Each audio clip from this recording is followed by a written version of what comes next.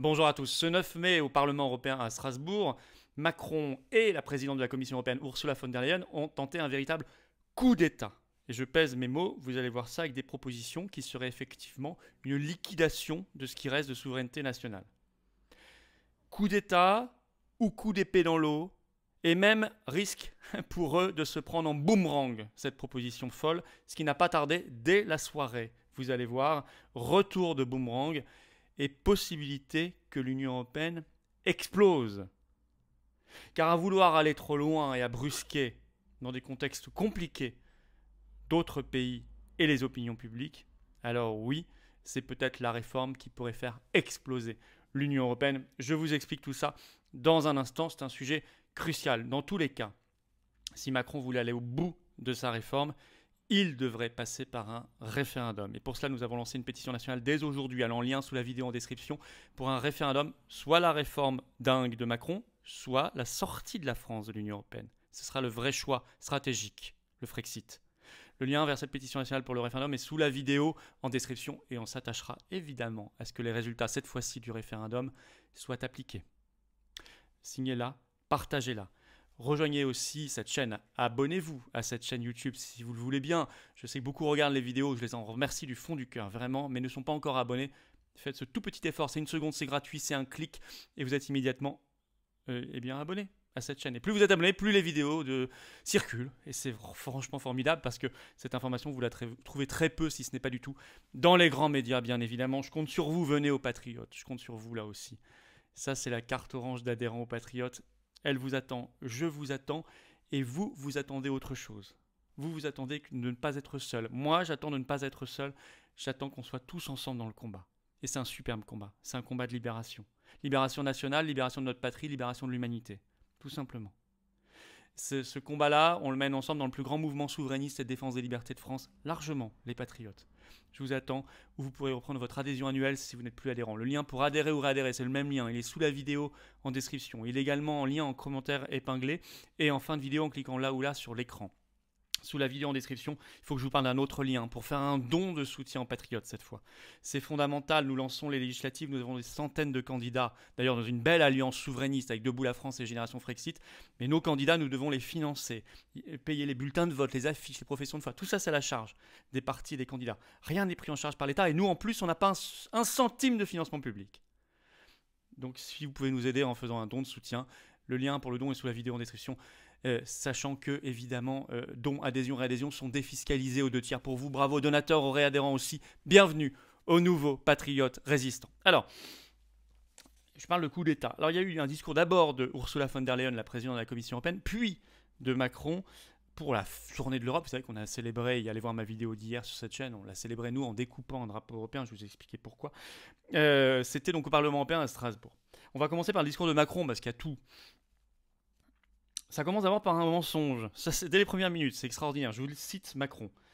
La France a une nouvelle fois clairement fait le choix de l'Europe en me confiant un nouveau mandat pour œuvrer avec vous tous à construire une Europe plus forte et plus souveraine. Ah bon? Quand est-ce que les Français ont fait le choix dans cette élection présidentielle d'une Europe souveraine? Il n'y a pas eu de débat sur l'Union européenne. Il n'y a pas eu de référendum, il n'y a pas eu de débat. Même le débat présidentiel n'a pas porté sur ça, ou très très peu. Donc c'est un mensonge. Par ailleurs, il ressort sa fameuse expression une Europe plus souveraine, la souveraineté européenne, ce qui est une escroquerie. Il ne peut pas y avoir de souveraineté s'il n'y a pas de peuple, sinon elle appartient à une oligarchie. Premièrement. Deuxièmement, il veut une Europe de la défense. L'armée européenne, c'est cœur noyau stratégique de la souveraineté des États. Je cite Macron, une Europe dotée des moyens de sa défense. Il ajoute, notre Europe doit s'affirmer comme une puissance. On y reviendra. Ensuite, il a eu une espèce de couplet inquiétant sur les procédures électorales, les élections, ce qui est assez rare dans ce genre de discours, et pourtant, écoutez ces phrases énigmatiques. Il faut continuer les innovations démocratiques, il ajoute. Revoir, notamment, toutes nos règles d'élection, nos règles de désignation de nos représentants. Parle-t-il des listes transnationales, voulues par la conférence sur l'avenir de l'Europe? Je vous ai fait une vidéo là-dessus il y a quelques jours, du vote par correspondance, voulu aussi généralisé par cette conférence sur l'avenir de l'Europe? Probablement. En tout cas, c'est énigmatique et donc inquiétant. Alors, le cœur de son intervention, elle est ici. Il se dit, je cite, favorable à une révision des traités européens. Pour cela, il veut la convocation dès juin prochain d'une, je cite, convention de révision des traités. Pourquoi ? Dans le but de, je cite, généraliser le vote à la majorité qualifiée dans nos décisions pour nos principales politiques publiques. Ça veut dire, dans un certain nombre, tout à l'heure je vous dirai quels domaines sont concernés, dans un certain nombre de domaines où l'unanimité, c'est-à-dire tous les États doivent voter dans le même sens, est requise, lui il dit non, fin de l'unanimité, il faut passer à la majorité qualifiée. C'est donc concrètement la fin du droit de veto des États membres sur ces domaines, c'est donc la fin de la souveraineté nationale sur ces domaines. C'est ce qu'on appelle un coup d'État. Vous voyez pourquoi je pesais mes mots, c'est un coup d'État. Là aussi d'ailleurs il dit que ça se fait au nom de l'efficacité. Et il dit par ailleurs qu'il faut revoir les règles d'élection européenne. Toujours cette obsession pour les modes de scrutin. Alors, il est prêt à des coups d'État, et d'ailleurs il l'avoue lui-même sur le sujet Covid. Écoutez cette phrase, qui a été peu analysée dans le discours de Macron, et pourtant moi elle m'a tout de suite attiré l'œil. Je cite, il salue une Europe s'inventant elle-même puissance sanitaire, et il ajoute, alors qu'il n'y avait aucun traité pour le dire, ni aucun texte qui le définissait. Il assume donc un coup d'état sanitaire de la part de l'Union européenne. Oui, il dit l'Union européenne a fait des choses en termes sanitaires, c'est vrai. Souvent des très très mauvaises choses. Alors qu'il dit lui-même, il n'y avait aucun texte de loi, il n'y avait aucun traité qui prévoyait qu'elle puisse le faire. Pourtant, elle l'a fait quand même. Ben, ça s'appelle sortir de l'état de droit, ça. Et donc là, il l'assume, il en est fier. Coup d'état.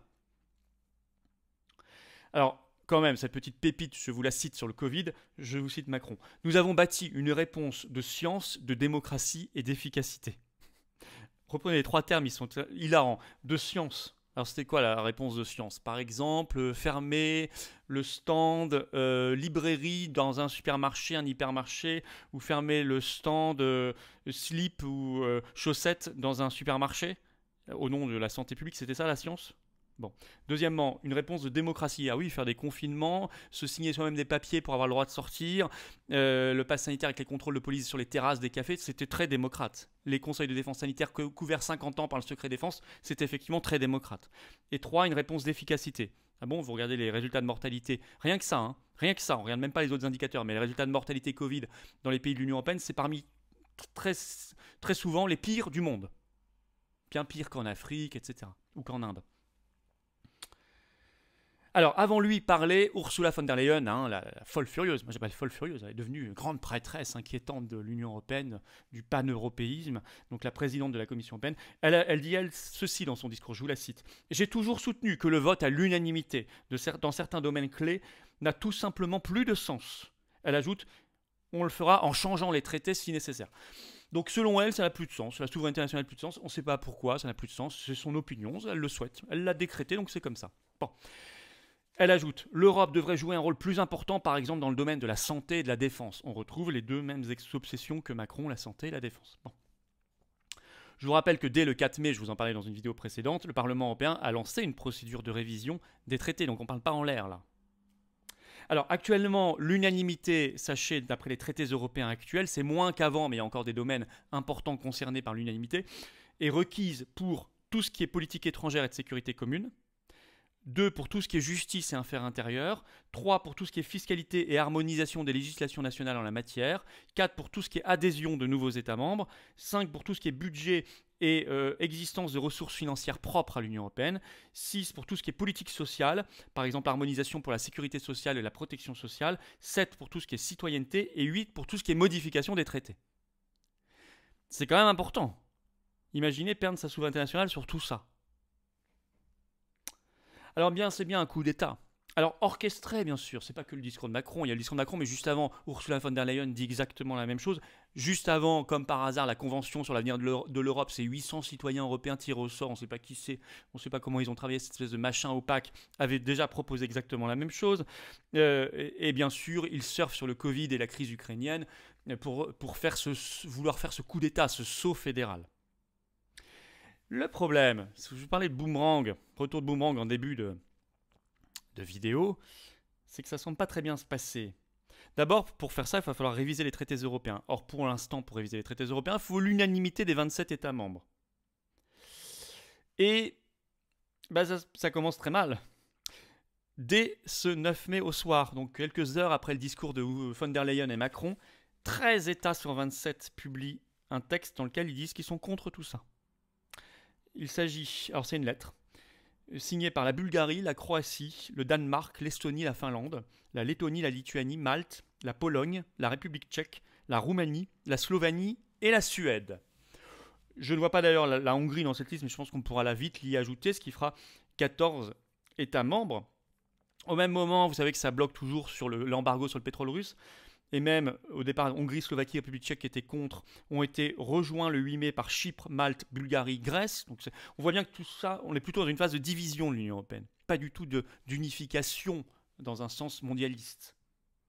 Donc à vouloir aller trop loin, ils vont faire exploser l'Union européenne. Tant mieux, hein. Il faut que ce truc disparaisse, c'est une catastrophe. Pour la paix, pour la prospérité, et pour la démocratie, il faut que ça disparaisse. Pour la France, il faut que ça disparaisse. Les nations libres. Et puis même en France, vous savez, là, ils vont contrer des opinions publiques de plus en plus réticentes. Le dernier sondage Eurobaromètre montrait que la France, l'opinion publique française était devenue la plus hostile à l'Union européenne, où il y a le plus de défiance qui s'exprime. Alors il faut faire en sorte que toute cette folie se retourne contre eux. Je vous disais, un quinquennat qui ne doit pas durer 5 ans, peut-être que c'est sur ce piège européen que Macron va devoir jeter l'éponge et dégager. Pour cela, il faut exiger un référendum s'il veut aller au bout. Soit sa folie, soit le Frexit. Ce sera le choix donné aux Français. Pétition nationale pour cela, pour ce référendum, elle est en lien sous la vidéo en description. Signez-la, partagez-la, mettez-la sur vos réseaux sociaux. On se donne rendez-vous, vous savez, la grande manifestation nationale le samedi 21 mai après-midi. À Paris, vous réservez votre après-midi grand cortège, ça va être phénoménal. Abonnez-vous à cette chaîne YouTube, je vous le dis vraiment, tous les jours, c'est très important. Faites le petit clic maintenant si vous ne l'avez pas encore fait. Merci, merci du fond du cœur, ça fera circuler ces vidéos.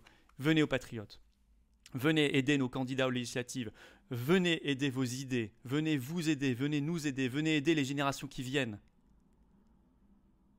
Le lien pour adhérer ou reprendre votre adhésion annuelle, c'est un seul lien. Il est sous la vidéo en description, il est également en lien en commentaire épinglé. Et ici, dans quelques secondes, en cliquant directement sur l'écran, on défendra des très très belles valeurs ensemble tout de suite, dès que vous serez adhérent.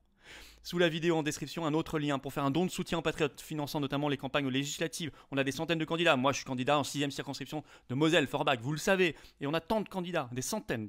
Bravo à toutes ces femmes, ces hommes engagés, magnifiques. Souvent pour la première fois de leur vie. Mais c'est vrai qu'on finance tout pour eux, mais on doit tout payer jusqu'au bulletin de vote, alors qu'on n'a pas un centime de financement public. Donc si vous pouvez faire des dons en plus des adhésions et réadhésions, le lien vers le don est sous la vidéo en description, don aux patriotes, sachant que le don est défiscalisé comme l'adhésion, la réadhésion, aux 2/3 pour vous. Bravo aux donateurs, aux réadhérents, bienvenue aux nouveaux patriotes. Vive la France.